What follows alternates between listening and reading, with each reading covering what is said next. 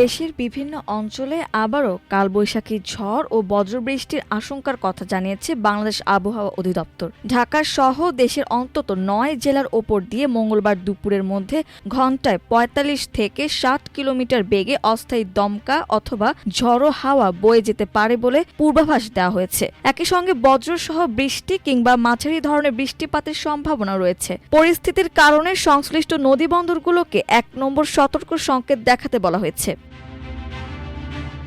মঙ্গলবার দুপুর ১টা পর্যন্ত দেশের অভ্যন্তরীণ নদীবন্দরগুলোর জন্য দেয়া সতর্কবার্তায় আবহাওয়া অফিস জানায়, ঢাকা, ফরিদপুর, মাদারীপুর, বরিশাল, কুমিল্লা, নোয়াখালী, চট্টগ্রাম, কক্সবাজার এবং সিলেট জেলার ওপর দিয়ে পশ্চিম অথবা উত্তর পশ্চিম দিক থেকে ঝড়ো হাওয়া বয়ে যেতে পারে। এ সময় বজ্রপাতের ঘটনাও ঘটতে পারে বলে আশঙ্কা করা হচ্ছে।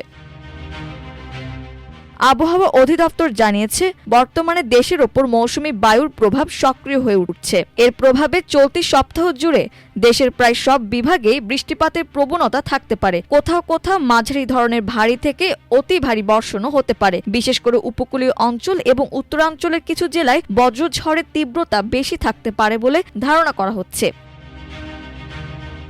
এদিকে সকাল 10টার মধ্যে আরও কয়েকটি জেলার জন্য আলাদা কালবৈশাখী সতর্কবার্তা দিয়েছে আবহাওয়া অধিদপ্তর। সংস্থাটির অফিসিয়াল ফেসবুক পেজে প্রকাশিত এক বার্তায় বলা হয়, চাঁপাইনবাবগঞ্জ, নওগাঁ, জয়পুরহাট, রাজশাহী, বগুড়া ও দিনাজপুর জেলার কিছু স্থানে ঝড়ো হাওয়া সহ বজ্র বৃষ্টি হতে পারে। এসব এলাকায় বজ্রপাতের ঝুঁকিও রয়েছে। এর আগে চট্টগ্রাম, কক্সবাজার, খাগড়াছড়ি, রাঙামাটি, বান্দরবান, ঝালকাঠি, পিরোজপুর, পটুয়াখালী, ভোলা ও বরিশাল জেলার জন্য একই ধরনের সতর্কবার্তা জারি করা হয়েছিল। এসব অঞ্চলের কোথাও কোথাও একাধিকবার দমকা হাওয়া সহ বজ্রপাত ও বৃষ্টির সম্ভাবনার কথা জানানো হয়। আবহাওয়া অফিস সবাইকে প্রয়োজন ছাড়া ঘরের বাইরে না যাওয়ার পরামর্শ দিয়েছে। বিশেষ করে খোলা মাঠ, নদী বা উঁচু স্থানে অবস্থান না করতে সতর্ক করা হয়েছে। আবহাওয়াবিদরা বলছেন, এপ্রিল ও মে মাসে দেশে কালবৈশাখী ঝড়ের প্রবণতা স্বাভাবিকভাবেই বেশি থাকে। তবে এবার তাপমাত্রার ওঠানামা এবং বঙ্গোপসাগরে সৃষ্ট আর্দ্রতার কারণে বজ্রঝড়ের প্রবণতা আরও বেড়েছে। দিনের তাপমাত্রা বেশি থাকায় বিকেলের দিকে কালো মেঘ জমে দ্রুত ঝড়ো পরিস্থিতি তৈরি হচ্ছে। অন্যদিকে সামনে পবিত্র ঈদুল আজহা উপলক্ষে আবহাওয়া পরিস্থিতি নিয়েও মানুষের আগ্রহ বাড়ছে।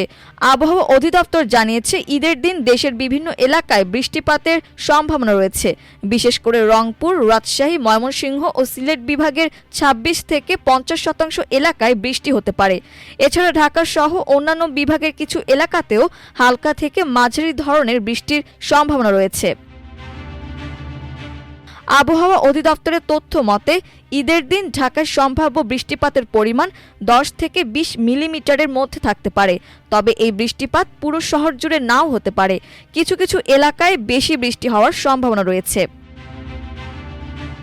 মাল্টিমিডিয়া ডেস্ক, আমার দেশ।